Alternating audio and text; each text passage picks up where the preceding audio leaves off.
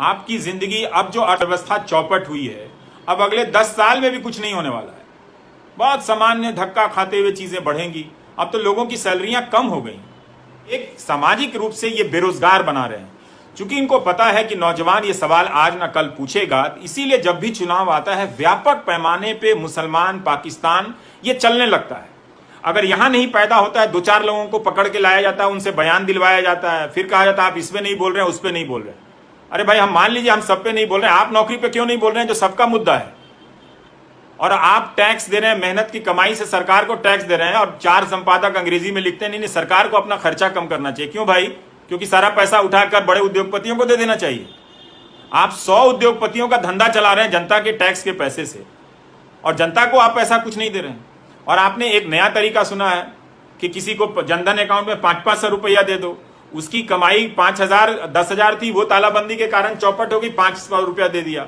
अब कह रहे हैं कि कुछ तो मिला। हाँ, कुछ क्यों नहीं मिला? मैं भी कह रहा हूं कुछ मिला, लेकिन उसके बदले आपका सब कुछ ले लिया गया। किसी को 2,000 किसान को दे दिया, किसान उसी में खुश हैं। बस किसान को आज ना कल समझ में आएगा कि उसका 1 एकड़ में नुकसान ही 10,000 रुपए का हो गया है, तो ये 2,000 रुपए से उसका क्या होने वाला है?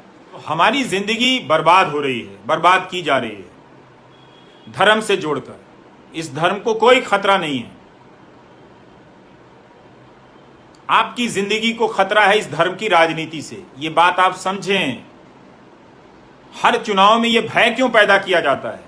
फिर आप एक ईमानदार पुलिस व्यवस्था, जांच व्यवस्था क्यों नहीं बनाते हैं? हर बात में मेरा आईटी सेल प्रचार करता है, तरह तरह की चीजें बनाता है। लोग पूछता है आपके खिलाफ वायरल हो रहा है। मैं क्या करूं भाई? एक अदना से पत्रकार के पीछे सरकार लग जाए, इतना बड़ा आईटी सेल लग जाए, पॉलिटिकल पार्टी लग जाए, उसके लाखों समर्थक लग जाएं, मैं जिंदा हूं यही बहुत है आप लोगों की दुआ से। मैं क्या कर सकता हूं? लेकिन आप जिसे समर्थन देना है उसे दीजिए, लेकिन कहिए कि भाई रोजगार के सवाल पर आइए, बात रोजगार की कीजिए। ये हिंदू मुसलमान के फ्रेम में, ये जाति धर्म के फ्रेम में अब मत रखिए। ईडब्ल्यूएस वाले भी समझ लें, जब सरकारी नौकरी नहीं होगी तो इस आरक्षण का कोई मतलब नहीं है। ये नहीं चलेगा कि 17 सितंबर को नौजवान प्रदर्शन कर रहा है नौकरी के लिए, तो न्यूज चैनल नहीं दिखा रहे हैं। हाँ शेखर गर्ग साहब, मैं किसी क्रांति की आशा नहीं कर रहा हूं। मैं जानता हूं नौजवानों को ये मेरी बात सुनकर धर्म जाति पर ही वोट देंगे, कहीं भी किसी भी चुनाव में, मुझे पता है। लेकिन मेरा काम है सही बात कहना। मैं कहूंगा स्वरोजगार किया जा रहा है। जो कहने वाले लोग, उनको पता होना चाहिए कि सबसे ज्यादा लोग स्वरोजगार करते हैं इस देश में। सिर्फ 10% लोग हैं जो फॉर्मल नौकरी पे हैं, जिन्हें सैलरी मिलती है नियमित, अच्छी सैलरी वाले 7 से 10% हैं। पढ़िए इस किताब को, पता चलेगा। और ऐसे बहुत सारे लेख हैं। बेरोजगारी की दर जब 45 साल में सबसे अधिक हुई तो डेटा ही गायब कर दिया गया, अदल बदल के लाया गया, कहा नहीं हमने कुछ पैमाना बदला है। अब 17% बेरोजगारी है। 17-18 में ही Centre for Monitoring Indian Economy ने कहा था कि 1 करोड़ रोजगार कम हो गए। तो लगातार रोजगार कम हो रहे हैं, जो मिल रहे हैं उसमें सैलरियां कम हो गई हैं। क्या आपको अंदाजा है कि किस तरह की तबाही आने वाली है? तो आपके माँ बाप हों, आप हों, जितना नशा आपको धर्म की राजनीति में करना है कर लीजिए। वक्त अब आपको नहीं मिलेगा, वक्त गुजर गया। अब अगला 10 साल हम मामूली तरक्की के लिए भी तरसेंगे जिस हालत में पहुंचा दिए गए हैं। मामूली, राज्यों के पास पैसे नहीं हैं, सैलरियां अब नहीं मिलेंगी समय पर। तो आप देख लीजिए हमारा क्या है। हम तो गाली सुनते रहते हैं, आप सुनाते रहेंगे। तो आप देख लीजिए कि उसमें क्या है। मेरी कोई बड़ी बात नहीं है, मेरी परेशानी कोई बहुत महत्वपूर्ण चीज़ नहीं है, पर मैं बड़े फलक पर देखता हूँ तो ऐसा कोई तबका नहीं मिलता है मुझे जो परेशान नज़र ना आ रहा है। आपकी जवानी है साहब, अच्छी नौकरी नहीं मिलेगी। कितने क्वालिटी के लोग हैं। मान मुझे तो 4-5 शिक्षक मिले थे, उन्होंने मेरी ज़िंदगी बदल दी। कैसे बदली? उन्होंने मुझे अच्छी किताबें दी, उन्हें मुझे पढ़ना सिखाया। वरना मैं रट रहा था किताबों को, मैं नहीं समझता था कि मैं ये किताब क्यों पढ़ रहा हूँ। सिर्फ 4-5 टीचर ने मेरे पूरे क्लास के लड़कों को बदल दिया, और वो सब अच्छी नौकरी में गए, अच्छे काबिल लोग बने। लेकिन आपका गणित भी बहुत अच्छा है, नैसर्गिक रूप से आप बहुत प्रतिभाशाली हैं, बहुत व्यवहारिक चीजें आती हैं। लेकिन आपने 3 साल का जो बीए में एडमिशन लिया, उसी में आपका कबाड़ा कर दिया गया। चाहे आप इंजीनियरिंग में गए हों, चाहे आप उसमें गए हों, और फिर आपकी आर्थिक स्थिति खराब कर दी गई। आप काबिल नहीं हैं। जब काबिल नौजवान बाजार में जाता है तो वो मोल भाव करता है, वो कुछ दिन के लिए भले कम पर काम कर ले, लेकिन ज्यादा काम करने की उसमें सलाहियत पाता है, योग्यता आती है, वो कुछ और बिजनेस कर सकता है। ऐसा क्यों है कि असंगठित क्षेत्र में ज्यादातर लोग 10,000 15,000 की नौकरी करते हैं, बहुत तकलीफ में नौकरी करते हैं, लेकिन इस देश में धर्म की राजनीति ने आप सबको बर्बाद कर दिया है। आप नौजवान अब किसी लायक नहीं रहे। इससे निकलना आप मत समझिए कि फेसबुक लाइव देखकर आप निकल जाएंगे, ना ही मैं आपसे कोई उम्मीद करता हूं। मैंने तो लिखा है कि मैं भारत के युवाओं से 3.5% उम्मीद करता हूं। मुझे सब असलियत पता है दोस्तों कि इस लाइव के बाद आप क्या कहेंगे। सब समाज की सारी व्यवहारिकताओं, अनैतिकताओं को मैं जानता हूं। भारत का समाज जो है, आप अपने घर में, परिवार में, आसपास किसी आयोजन प्रयोजन में देखेंगे, अनैतिकताओं से भरा हुआ समाज है। इसमें एक और बात लिखी हुई है कि भारत का परिवार इलाज कराने और दहेज देने में गरीब हो जाता है। सोचिए, 2 में से 1 परिवार दहेज के कारण गरीब हो जाता है। अब लिखे हैं, पारिदा साहब लिख रहे हैं कि एनआईटी से हैं लेकिन उन्हें नौकरी नहीं मिली है। अब भाई परीक्षाएं अब नहीं होंगी, प्राइवेट सेक्टर में नौकरी नहीं है, सरकार नौकरी देना नहीं चाहती है, क्योंकि रेटिंग एजेंसियां कहेंगी कि आप तो अपना खर्चा बढ़ा रहे हैं। जैसे ही सरकार 10 लाख करोड़ 4 उद्योगपतियों को दे देगी, रेटिंग एजेंसियां वाहवाही करेगी। इस चक्र में हम फंस गए हैं। इसीलिए हो सकता है मेरी बातें सही ना हो, पर्याप्त ना हो, मुझे झारखंड का भी पता है दोस्त, मैं सब सरकार का बोल रहा हूं।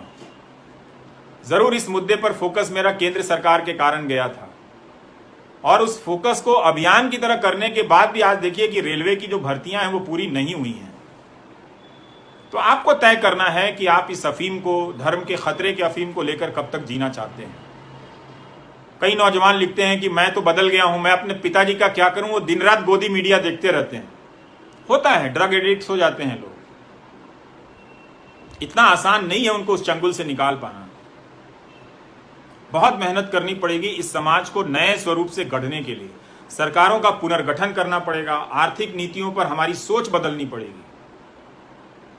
50-50 किलोमीटर का एक जिला है, 30 एकड़ की जमीन में घर में डीएम रह रहा है। 1 डीएम क्यों होना चाहिए? 4 डीएम क्यों नहीं होना चाहिए? वो डीएम अपने कार्यकाल में अपने सारे विभाग के कर्मचारियों से मिल नहीं पाता होगा, वो काम क्या करेगा? केवल मीटिंग होती है। आजकल यही होता है, जिले में मुख्यमंत्री मीटिंग करने लगे हैं, उसका फोटो दिखाया जाता है, डीएम को डांटा जाता है। वो डांट खाएगा क्योंकि उसके पास कर्मचारी नहीं है। बहुत सारे लोग अच्छी नीयत के साथ आईएएस बनना चाहते हैं, पर इन्हीं सब चीजों में भटक के अंत में फिर वो भी भ्रष्ट होकर चले जाते हैं। तो मैं अब आप सबसे विदा लेता हूं, और बहुत बहुत शुक्रिया, दोबारा आपने मेरा लाइव सुना। उम्मीद करता हूं कि इस बार मेरा फ्रेम अच्छा होगा। और भोजपुरी में 2 लाइन में मैं फिर से कह देता हूं कि बबुआ लोगिन, बबुनी लोगिन, बात सुनी लोगिन, रउआ लोगिन के नौकरी के अब कहीं कौन ठौर नहीं है। जो ना स्कूल कॉलेज में बपसी पढ़ा के भेजले रहले, वो कॉलेज में मास्टर नहीं है, नीमन प्रोफेसर नहीं खन सन, तो रउआ लोगन जो काबिल बनत रहनी है अब काबिल नहीं है, तो कम कामों मिली तो रउआ लोगन के कमे पैसा के काम मिली। वो बनावल गई बा, जबकि रउआ बहुत काबिल रहनी है। अगर नीमन मास्टर रहता सन आ मास्टरनी लोग रहित लोग तो रउआ लोगन के चमका दिले रही, तो नीमन नीमन नौकरी मिलल रही रउआ लोगन के। अब वो नहीं के मिलत, तो एजुकेशन राउट बर्बाद हो गई, आ हेल्थ बर्बाद बा चौपट। तो इलाज में जो बपसी के लगे, बाबूजी के लगे जन पैसों बा, वो इलाजे में बर्बाद हो जाता, सारा पैसा फूका जाता, रउआ लोगन फिर गरीब हो जाते हैं। तो एक जना के तो नौकरी नहीं है, जरा नौकरी बा ओकरा उतने सैलरी बा कि वो बेचारा जी सकता, पेंशन वेंशन के कोनो ठिकाना नहीं है। तो ऐसे जो नौकरी के जो मसला बा ओकरा के मजाक में मत उड़ाई, आ ईगो में मत ली रउआ लोग। हम देखा तनी, सब जानत तनी हम कि क्या तरह लोग जात पात के लेके, धर्म के लेके ड्रामा कैले बा, बुझात नहीं है हमरा। हेतना लोग के कमेंट देखा तनी और पढ़ा तनी, हमरा लोग अकेले नहीं है। ये करत करत थाक गई नहीं। अब मियाज हारल बा, लेकिन फिर बोले लगे नौकरी को लेके। बिहार चुनाव खातिर हम चुप में बानी, संबंधित नहीं है, ओकरा बादो बोलल जाई। नौकरी के सवाल के ठीक करही के पड़ी। 3-3 बरिस 4-4 बरिस लोग इम्तहान के लिए लोग ड्रामा कैले बा, लोग अलबरई ढीला लोग आके मंच पर खड़ा होकर कि नौकरी देतनी, स्वरोजगार करो। लोग जनत नहीं गिरो लोग, इनकी सारा आधा आबादी तो स्वरोजगार करता। बिहार में भी अमरजीत जी बहुत खराब है नौकरी की क्या स्थिति, आप पूछ रहे हैं बिहार में कौन से राज्य में अच्छा है? अरे भाई हम बिहार इलेक्शन में नहीं आए हैं, ये नौकरी का सवाल अनिल कुमार जी 2017 से कर रहे हैं, हर चुनाव में, हर समय। देखिए सैकड़ों प्रोग्राम किए हैं नौकरी पे, सैकड़ों। अकेला पत्रकार हूं दुनिया में, 9 बजे प्राइम टाइम में सारा छोड़ के सैकड़ों प्रोग्राम किए, गिन नहीं सकता हूं मैं भी। इतना दर्द देखा है युवाओं का। तो आप बहाना बना के गाली देते रहिए मुझे, उससे कोई फर्क नहीं है। आपको नौकरी मिल जाए तो मुझे मिठाई भेज दीजिएगा, अच्छी नौकरी मिले तो। यहां तो परीक्षा पास करके लड़का लोग घर में बैठ लो क्योंकि नौकरी नहीं है। तो जाता नहीं, बहुत बहुत शुक्रिया, आप लोगों ने हमको देखा, दोबारा सुना। अच्छा है कि आप इस नौकरी के मुद्दे को व्यापकता से समझेंगे, अपनी शिक्षा से जोड़कर देखेंगे, अच्छी क्वालिटी की शिक्षा से, अपने हुनर से जोड़कर देखेंगे। जा गिर गया, हाँ, और स्वास्थ्य से जोड़कर देखेंगे, सामाजिक सुरक्षा से जोड़कर देखेंगे, वरना आप अच्छी जिंदगी नहीं जी पाएंगे। आपकी जिंदगी में कई तरह की बेचैनियां रहेंगी। इसलिए ये आईटी सेल वालों की नौकरी छोड़िए। आईटी सेल की नौकरी भी स्वरोजगार है, उड़न तश्तरी जी कर रहे हैं। हाँ, एक तरह से उन सब की भी नौकरी बदल जाएगी। कितना झूठ बोलेगा कोई, टाइप करेगा, लड़का बीमार हो जाएगा। 20,000 रुपये अगर आपको मिल रहा है, दिन भर आप रवीश कुमार के बारे में अनाप शनाप लिखते लिखते वो बीमार हो जाएगा बेचारा, कितना लिखे इसके बारे में। तो इसलिए ठीक है, हम मीडिया नहीं बदल सकते, हम दुनिया नहीं बदल सकते, हम समाज नहीं बदल सकते हैं।